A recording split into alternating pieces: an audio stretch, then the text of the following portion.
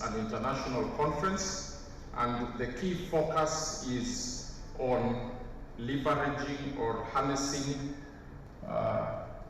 given credits managed to water and sanitation is that in governments at international level, governments at county level, associations across the world. We have participant association who contributed in shaping this discussion this morning. We also of Mombasa, Sharif Nassir, Taveta, Adro Mwadime, PSS present. Good afternoon. My name is Dr. Moses Kinya. I'm the chairman WASPA and also City of Mombasa, which is one of the best tourist destinations in the world. This year's conference is about 70% safely managed sanitation and safely managed water coverage and safely managed risk reduction in water and sanitation sector.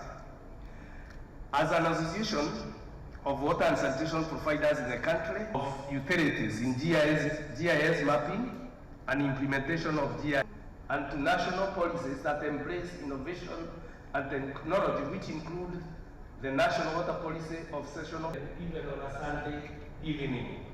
And like before, when we only used to receive from Monday to Friday at 5 p.m. for our farmers.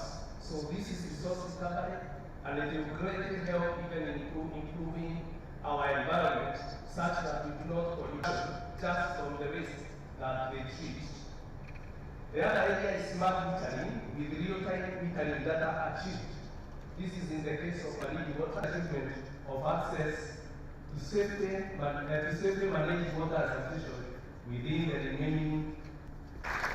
our chief guest. It is important to note that for the Kenya Water and Sanitation International Conference and Exhibition is top five. Invite. Good afternoon. We welcome His Excellency, the Deputy President of the Republic of Kenya, Gachagua. First for Kenya to help revolutionize the drainage sector. To help promote safely managed water and sanitation, which is